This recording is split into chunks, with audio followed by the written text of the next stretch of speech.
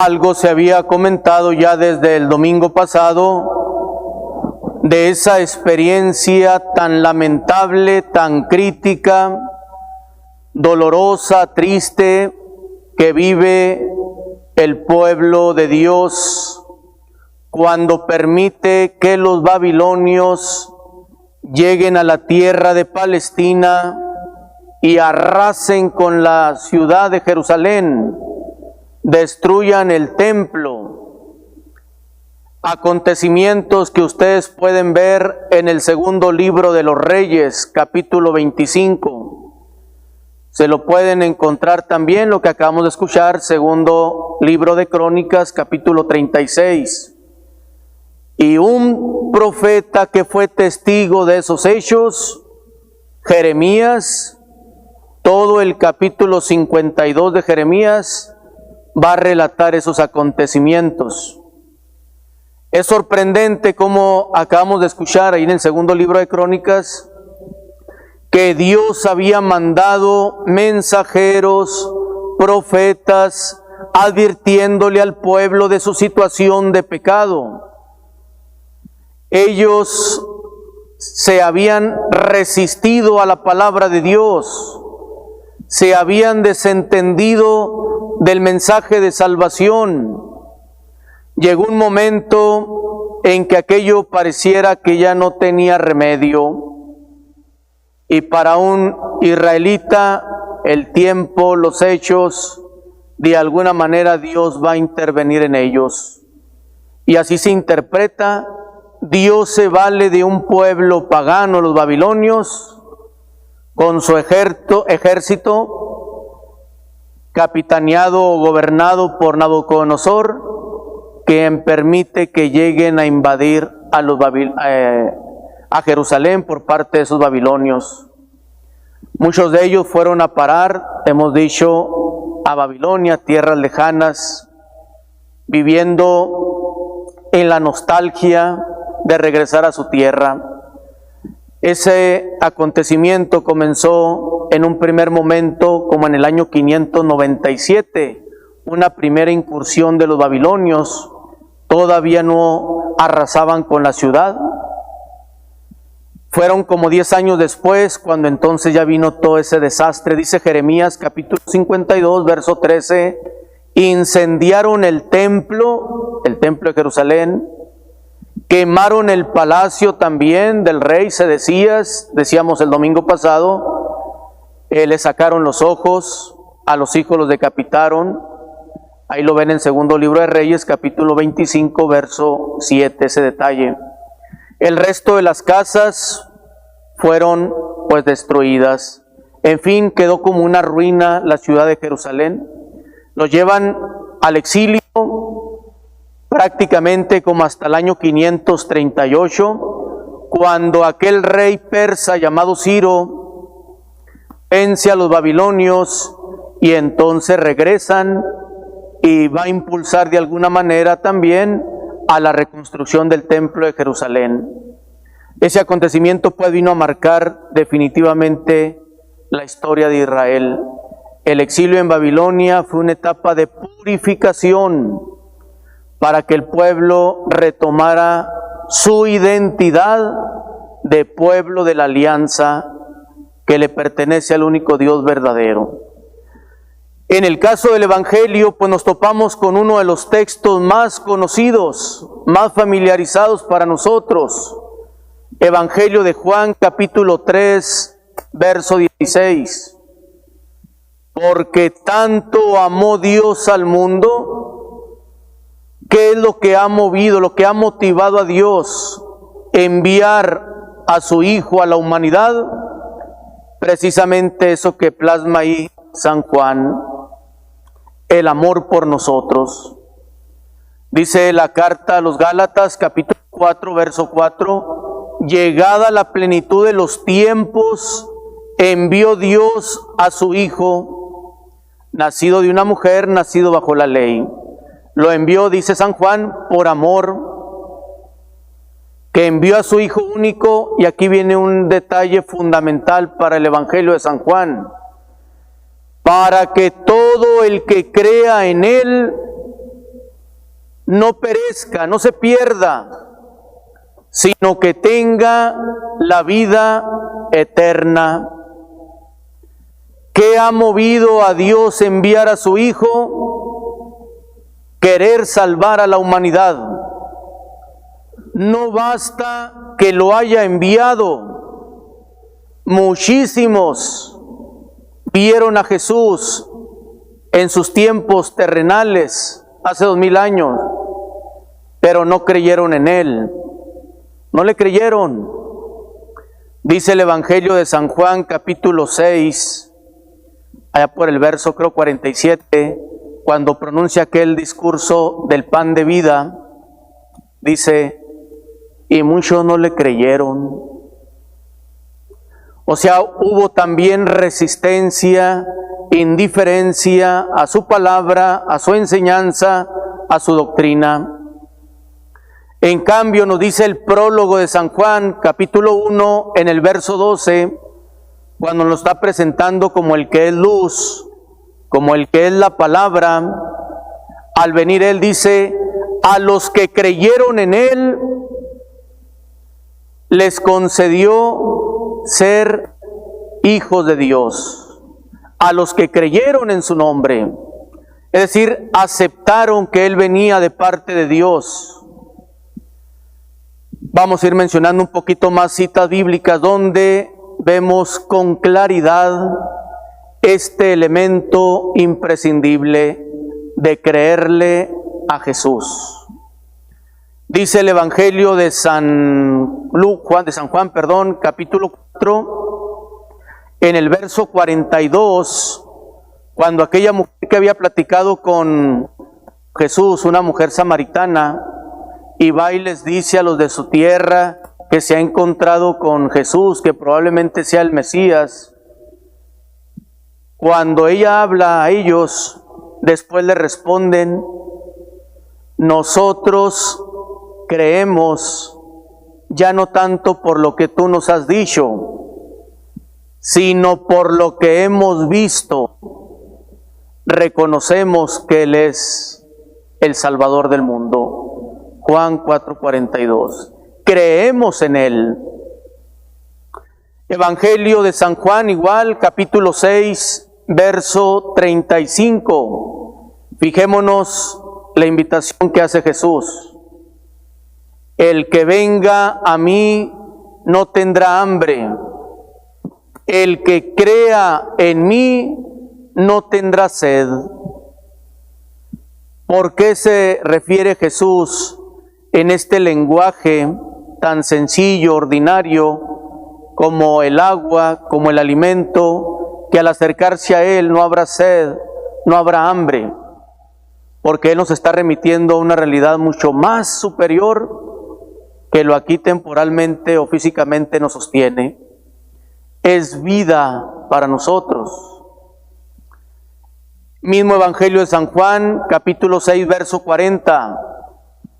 La voluntad de mi Padre consiste en que todo el que vea al Hijo, y fíjense lo que sigue, y crea en Él, tenga vida eterna, y yo lo resucitaré en el último día. Crea en Él. En el Evangelio de San Juan, creer no es simplemente aceptar que vino Jesús al mundo. No basta decir, no me los esté corriendo, déjelos entrar que le hace que sea tarde. Creer en Jesús es aceptarlo con todo nuestro ser, con toda nuestra persona.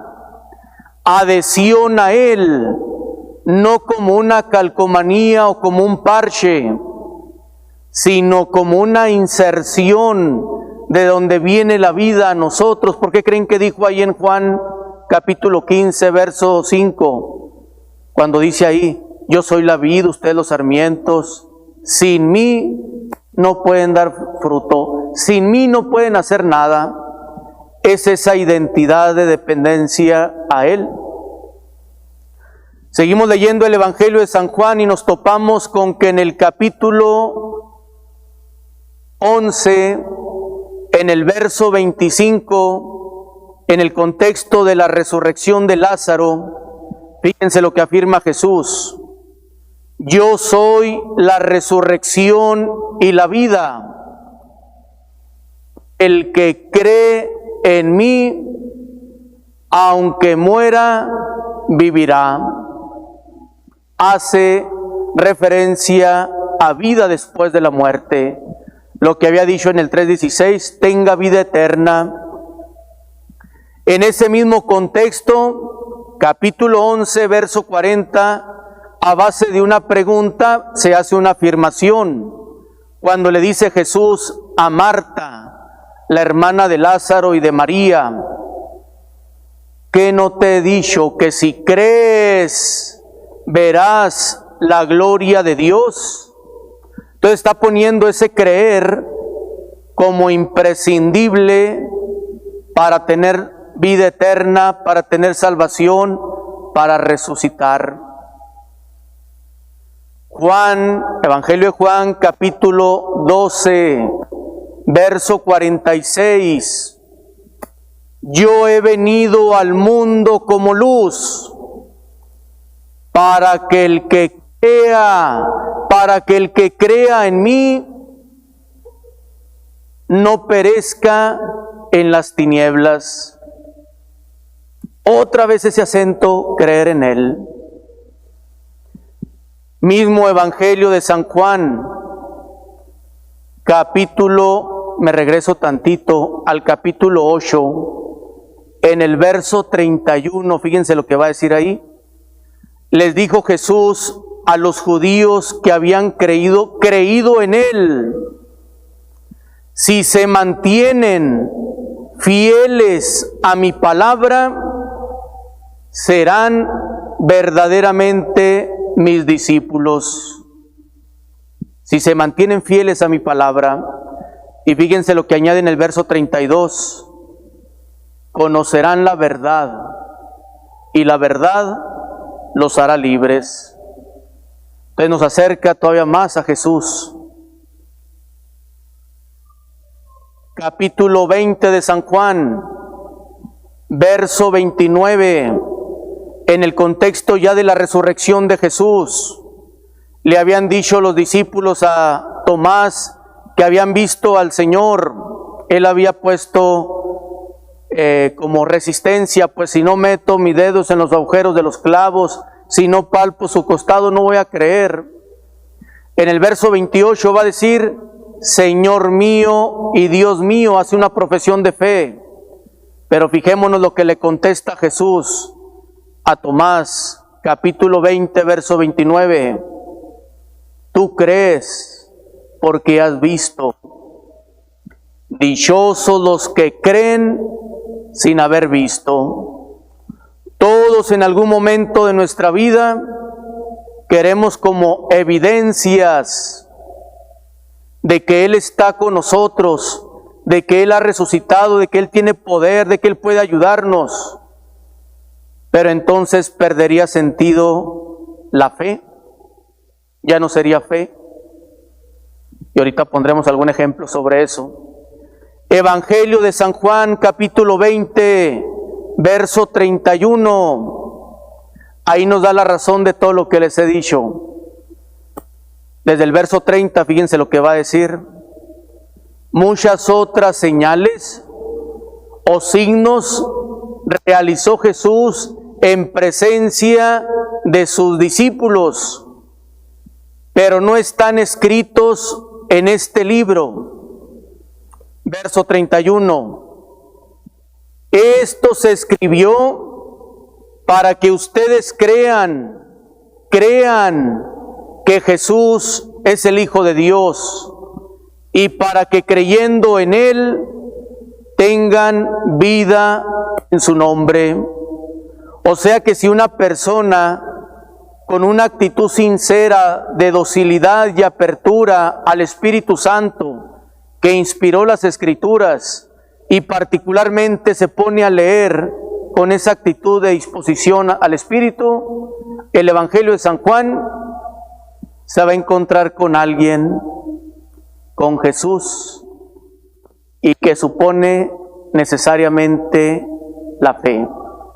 La fe. O sea, creerle y creer en Él. Todo esto nos va llevando a concluir que sencillamente sin Cristo no hay salvación. Sin Cristo no hay vida eterna. Fijémonos lo que dice en el Evangelio de Juan, también capítulo 14, verso 1. No se turbe vuestros corazones. Fijémonos lo que sigue. Si creen en Dios, crean también en mí. Continúa verso 2. En la casa de mi Padre hay muchas habitaciones. Si no fuera así, yo se lo habría dicho a ustedes. Verso 3. Cuando me vaya voy a prepararles un lugar, vida eterna, para que donde yo esté, también estén ustedes. Primera carta de San Juan, capítulo 5, verso 13. Ahí textualmente nos va a afirmar también que esa vida eterna la tenemos gracias a Jesús. Les escribo a ustedes que han aceptado al Hijo de Dios para que sepan que tienen la vida eterna. Y termino con aquella cita del Evangelio de Marcos, capítulo 9, verso 24. El contexto es de que Jesús sana, libera a un muchachito de la fuerza del mal. El papá va a abogar por él y está como la duda de si podrá Jesús sanarlo, liberarlo. Y fijémonos que aquel papá lo que va a decir: creo, Señor, pero aumenta mi fe. Y en muchos momentos de nuestra vida, titubeando en la fe, y empieza a infiltrarse la duda, la incertidumbre, la inseguridad y la inestabilidad nuestra, y pareciera que nos desentendemos o como si Dios se hubiera desentendido en nuestras vidas. Y es cuando le decimos: Señor, creo o mi fe está débil, frágil, aumentanos la fe, la confianza en ti. Que nunca nos apartemos de tu camino, de tu seguimiento.